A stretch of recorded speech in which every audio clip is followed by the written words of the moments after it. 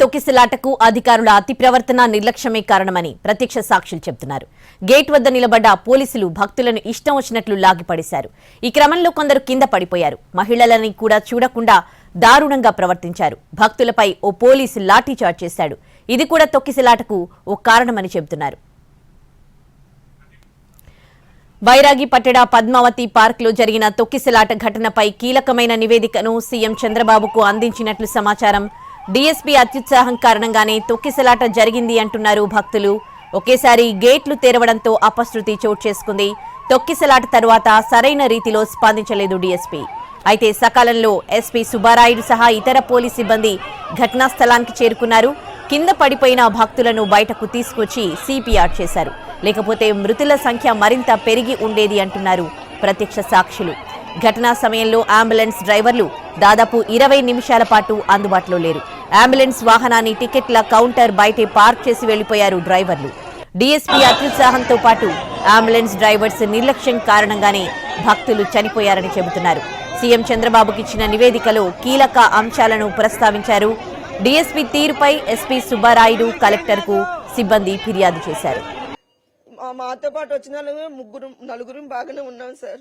నలుగురం బాగానే ఉన్నాం. నా కూతురు తమ్ముడు భార్య అదే అన్యాయం అయిపోయిందండి. అన్యాయం అయిపోయింది. ఎంత ఘోరం జరిగిందండి. నేను ఇప్పుడు ఆ పిల్లని ఎలా తీసుకెళ్ళాలండి? వాళ్ళ భర్తకి ఎలాగ చెప్పాలి? ఆ పిల్లలు నోరులేని పసికందులండి. ఒక బాబుకి 8వ సంవత్సరం, ఒక బాబుకి 12వ సంవత్సరం. ఎలాగ చెప్పాలి? పిల్లలు లేని వాళ్ళకి. వాళ్ళు ఎప్పుడు రాలేదండి వైకుంఠ దర్శనకి. పిన్నిని 26 సంవత్సరాలు బట్టి వెళ్తున్నావు కదా, నీకు ఎప్పుడు ఇబ్బంది లేదంటావు. వైకుంఠ ద్వారం నాకు చూపించి పిన్నిని వస్తారన్నదని మా తమ్ముడు భార్యకి, నా చెల్లి పిన్ని కూతురికి కూడా చేసి టికెట్ వచ్చామండి. ఆఖరికి వైకుంఠ ద్వారం కదండి, స్వర్గానికి దాన్ని పంపించేసి నేను వచ్చేస్తున్నానండి. దానికి వైకుంఠ ద్వారం కాదు, స్వర్గానికే పంపించేసి.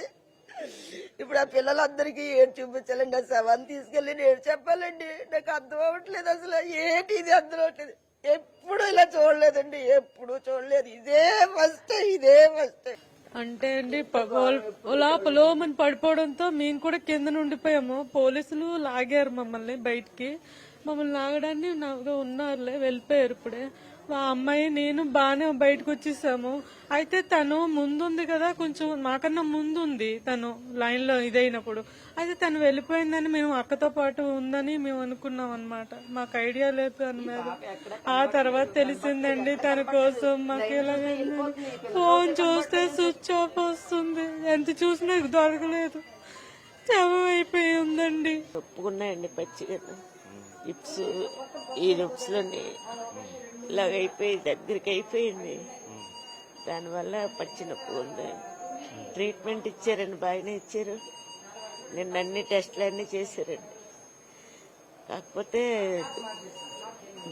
ఏదో బయట నుంచి మనం బయటకు వచ్చినట్టే అనిపిస్తుంది నాకు ఆ రాత్రి ఆ సంఘటన చూసి. మేము నలుగురు వెళ్ళామండి. నలుగురివి చెయ్యిలు పట్టుకొని నలుగురివి లైన్లోకి వెళ్ళామండి. వెళ్ళబోసరికి జనాలు వచ్చి ఒక్కసారి తోసేశారండి. తోసిపోసరికి ఒకరి మీద ఒకరు పడిపోయాడు. నా మీద నలుగురు పడిపోతే పోలీసు వాళ్ళు నన్ను నేర్చుకెళ్ళి పక్కన పడేశారండి. ఇతను కనబడలేదు. వెనకాతలు ఎక్కడో ఉన్నాడు అనుకున్నానండి. తీరమోసి ఫోన్ చేస్తే ఫోన్ ఎత్తలేదు. అలా ఫోన్ చేస్తూ ఉంటే తర్వాత ఒక అరగంట పోయాక పోలీసు అతను ఫోన్ చేసి ఇతను ఇలాగా హాస్పిటల్లో ఉన్నాడమ్మా, చనిపోయాడు అనబడికి వచ్చేసామండి ఇక్కడికి. ఇంకెప్పుడైతే ఈ పోలీసు వాళ్ళు తాళ్ళు అవి పట్టుకొని జనాలందరినీ కంట్రోల్ చేద్దామని రెడీ చేసుకుంటున్నారండి. ఇంకా ఏవి చేయలేదు వాళ్ళు. ఈ జనాలు ఏం చేశారు? పోలీసు వాళ్ళు తాళ్ళు తీసేశారు, మన గేట్ తీసేస్తారని ఆతురత మీద తోసేశారండి. తోసేసరికి ఇంక జనాలందరూ వచ్చి ముందు ఉన్న వాళ్ళు మేము పడిపోసరికి అతను మేము పడిపోయి తొక్కేసినట్టున్నారు. బాబు ఏమైపోయిందో తెలియదు. బాబు చచ్చిపోయాడు బాబు స్పాట్లోనే. వైకుంఠ ఏకాదశి దర్శనం చేసుకుందాను వైకుంఠాన పంపించాను బాబు.